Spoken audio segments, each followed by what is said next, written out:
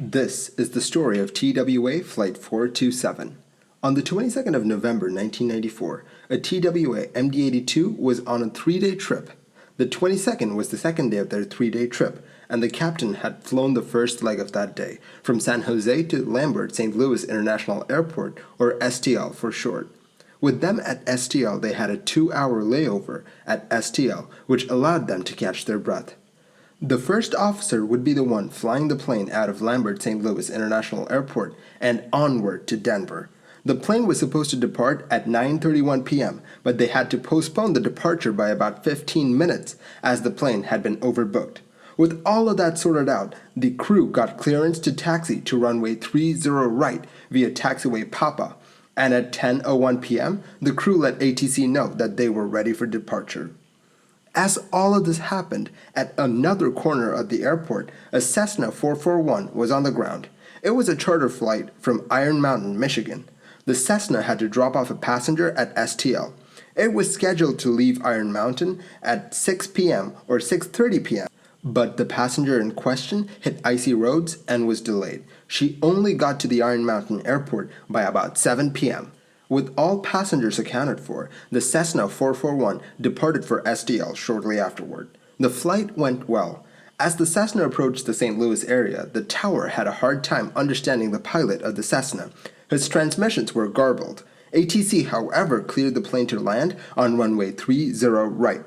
The plane landed with no issues, and the local controller asked the Cessna to vacate the runway via taxiway November and to then contact the ground controller.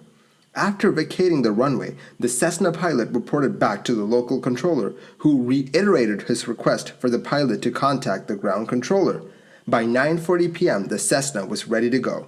The pilot radioed the tower, "Clear, going to Midwest?" The controller replied, "November 1 Kilo Mike, St. Louis ground, taxi to Midcoast ramp." The Cessna did reply, but the transmission kept cutting out. The only word that the controller could make out was the word 1. However, the plane did taxi to the Midcoast ramp as instructed. While at the Midcoast ramp, a passenger disembarked.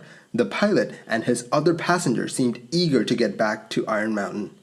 At 9:58 p.m., the pilot of the Cessna radioed his intention to taxi. ATC cleared the plane to taxi to runway 31. Back taxi in a position, hold runway 31. Let me know this frequency when you're ready for departure. If I may go off on a quick tangent, while researching this episode, I spent quite a bit of time poring over Google Maps and Apple Maps trying to find this runway 31, but it was nowhere to be found. I went over airport diagrams and still no luck.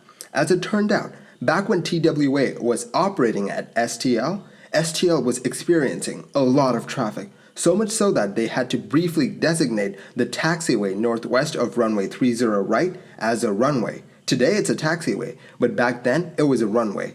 I genuinely did not know that you could do that. I thought that there'd be some sort of FAA regulation on using taxiways as runways. Granted, only general aviation planes use the taxiway/runway, so I guess that made it okay. But that's where the Cessna was to take off from. The pilot of the Cessna acknowledged, saying Kilo Mike. At 10:01 p.m., the MD-82 got its takeoff clearance. With the autopilot programmed with their assigned heading, the MD-82 started its takeoff roll. They pushed through 80 knots, and then, 2 seconds later, their lights illuminated something on the runway. The pilot in the jump seat called out, "It's an airplane!" The Cessna had somehow taxied onto runway 30 right, an active runway. Instantly, the pilots applied full brakes. The captain applied full left rudder in an attempt to avoid a collision. The pilots on the MD-82 felt a bang on the right side of the plane, but their plane was still under control. They were able to reject the takeoff, with the plane coming to a stop on the runway near taxiway November. Unfortunately, the 2 occupants of the Cessna were not so lucky, and both perished.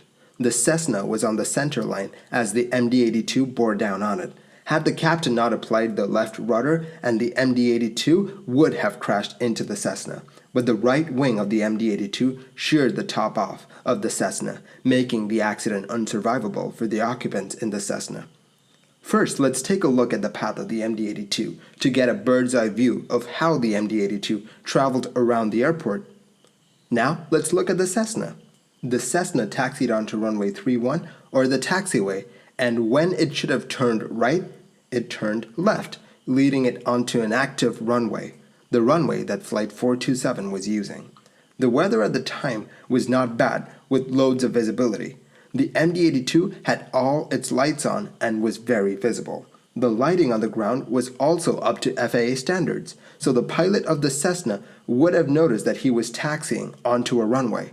The investigators talked to the Cessna pilot's wife, and she said that at the time of the accident, the pilot would usually have been sleeping. So the pilot could have been a bit tired when he flew into STL, meaning that he might not have been as attentive as he could have been. The pilot was known to be safe, and so being tired might explain the mistakes that he made. On top of that, it was to snow in Iron Mountain that night, so the pilot was in a hurry to get back home. Since the Cessna was not equipped with a CVR or an FDR, we cannot be certain of what went on in the cockpit of the Cessna, but the investigators have a few theories. Theory number 1 is that the pilot just got lost. The pilot was indeed trying to navigate towards runway 31, and he was lost, but radio transmissions do not indicate confusion. The passenger who got off the plane told investigators that on a previous occasion, the pilot did get lost at an airport, and in that instance, he stopped taxiing until he was able to figure out where his plane was. Moreover, he always taxied with the airport diagram right in front of him, and sure enough, they recovered the diagram from the wreck. The second theory is that the pilot wrongly assumed that runway 30 right would be his departing runway. The pilot had just landed on runway 30 right, and most planes were using runway 30 right for landings and takeoffs. The ATIS message for the airport designated runways 30 right and 30 left as the active runways. Runway 31 was used as a departure runway for small airplanes, and it was used rarely. Moreover, when the plane landed, the pilot had to taxi to the midcoast ramp, and on his taxi, he had to cross runway 31. And in that instance, runway 31 was treated as a taxiway and not a runway. He was not told that he would be crossing a runway. The investigators feel that had the ATIS message and the controllers treated runway 31 more like a runway, then the pilot may have paid more attention. Another thing that may have confused the Cessna pilot was the airport layout. The pilot had only flown in once, and that was 10 months ago, and that was a daytime flight. At most airports, to get to a runway, you taxi along a taxiway parallel to the runway, and at STL, since the taxiway was the runway, you basically were on the runway as soon as you taxied out of the midcoast ramp. Moreover, runway 31 was 75 feet wide, and it was a taxiway. But runways 30 right and 30 left were 200 feet wide. This may have caused the pilot to get confused and may have led him to think that runway 30 right was the assigned runway. Confusing the pilot even more, the numbers 31 that designated runway 31 was displaced a bit. The numbering was at the intersection of runway 31 and taxiway November. To get to the runway threshold, you had to take a right when you got out of the midcoast ramp, but instead the pilot took a left.